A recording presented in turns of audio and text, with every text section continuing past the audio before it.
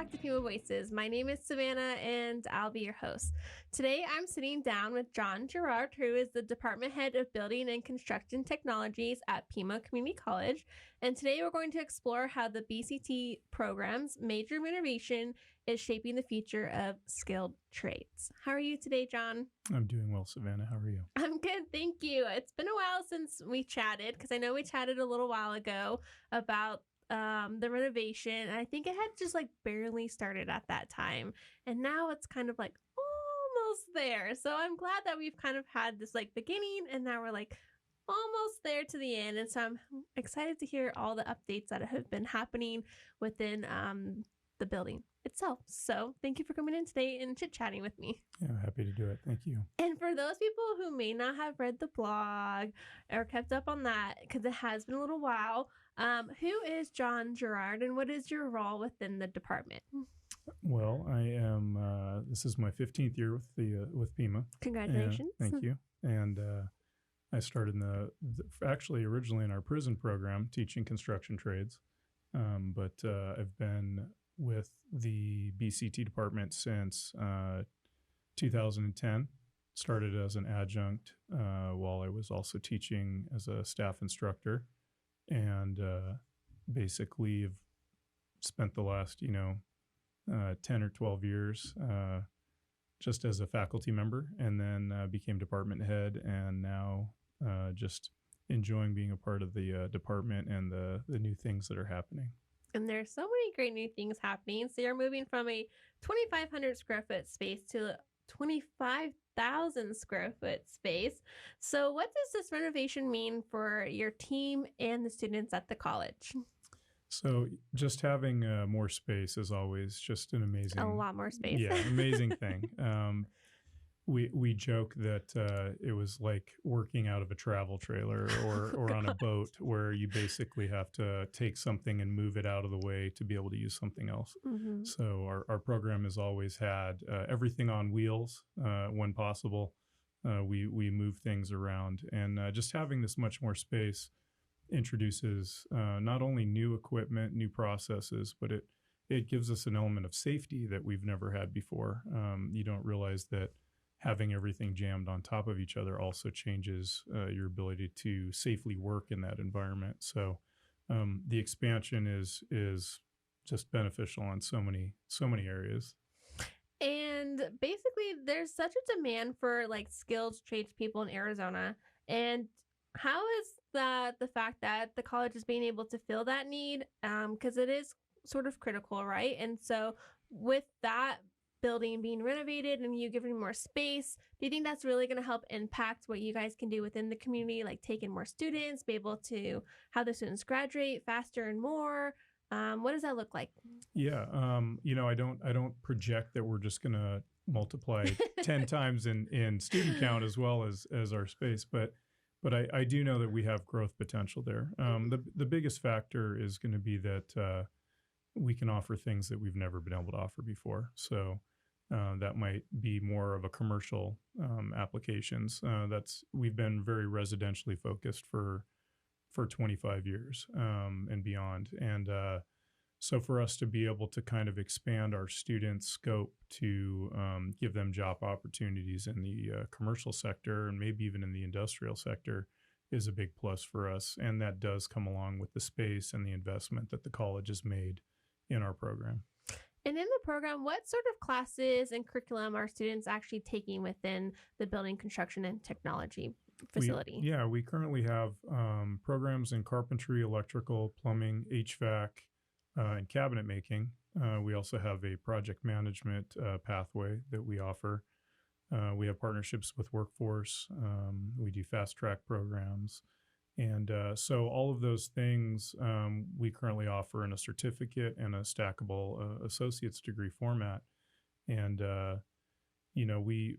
we're not sure at this point what we're going to maybe expand into beyond that as far as different trades that we might offer.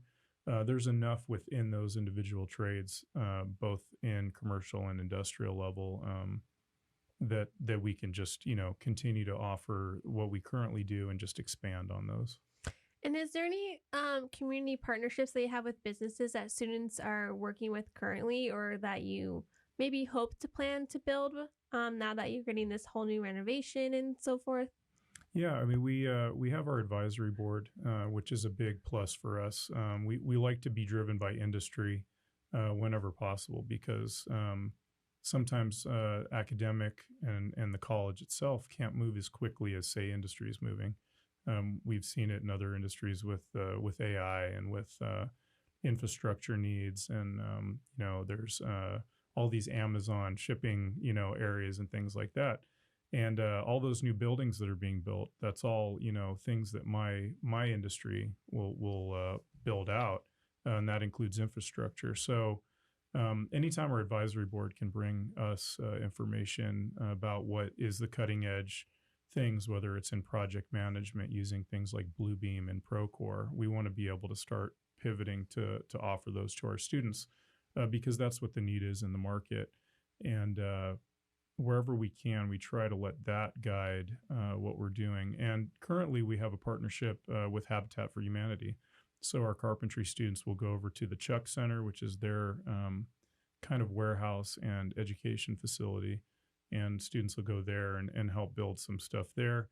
And that's independent from the kind of the volunteer work that Habitat's known for, where you go to a job site and you actually work on the buildings. We have that kind of component as well. So we're looking for those types of experiences. We work with the workforce department's Office of Apprenticeship, try to get internships, apprenticeships for our students. And that becomes a direct conduit for them to go into the industry and start making those connections. I remember like a while ago, I was going to ask if you guys still had that partnership with Habitat for Humanity, because I remember that being brought up, and that's such a lovely connection to the community that you have.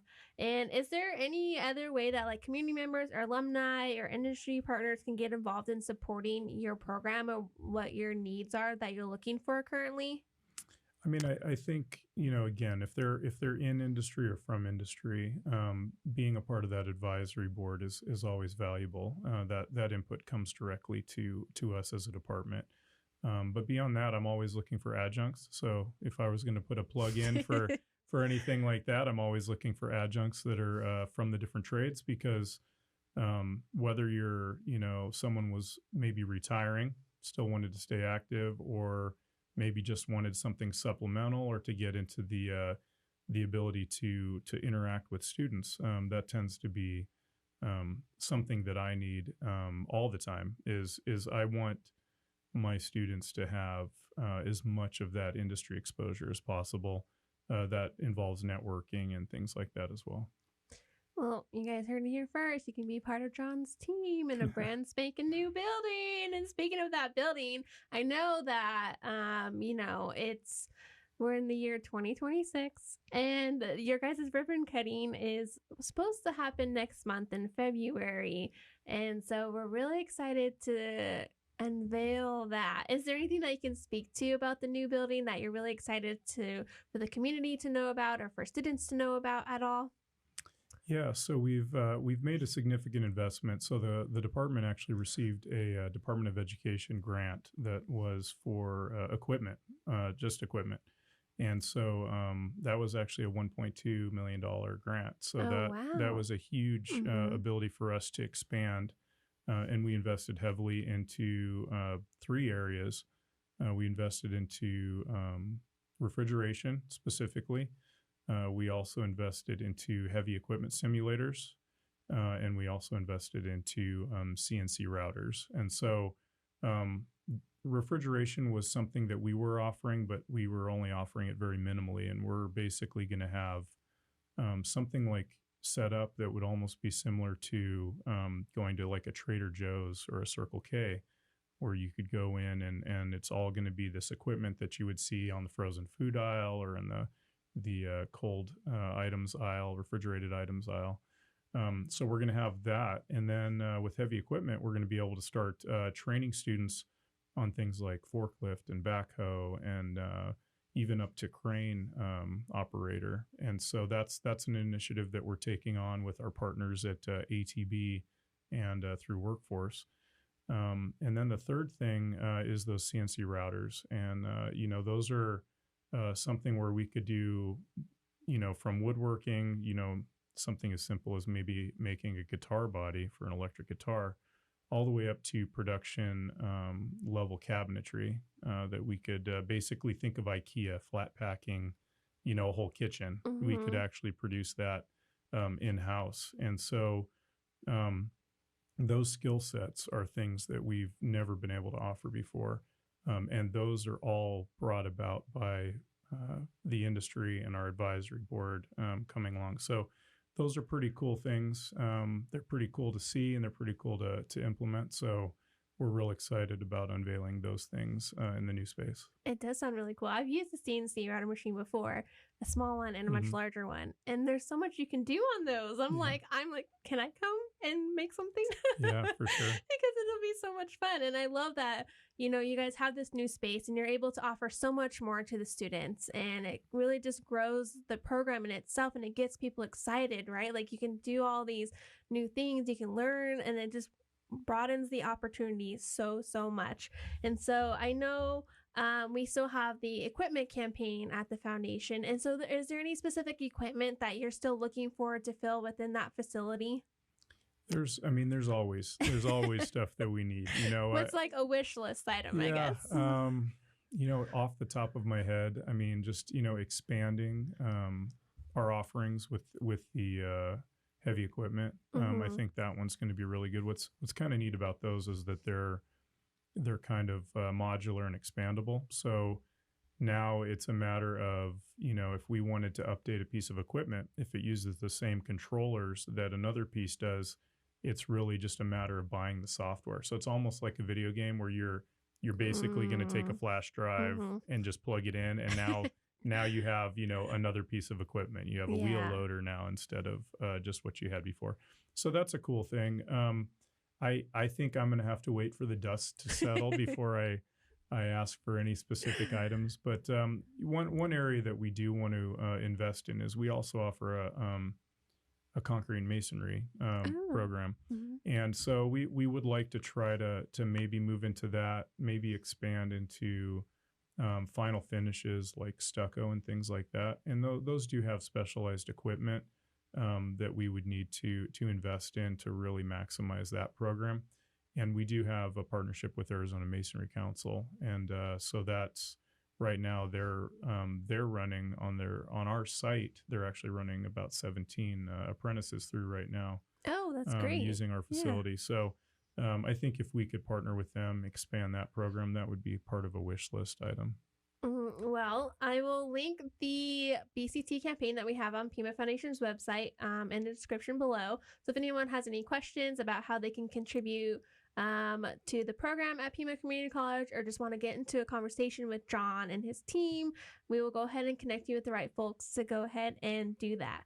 And so also I want to ask, when you think about like the next generation of builders coming out of the college in Pima and Tucson, what gives you the most hope or pride now that you have this larger space, this larger facility, and bigger opportunity? What is like the hope and dreams that is going to come out of this program?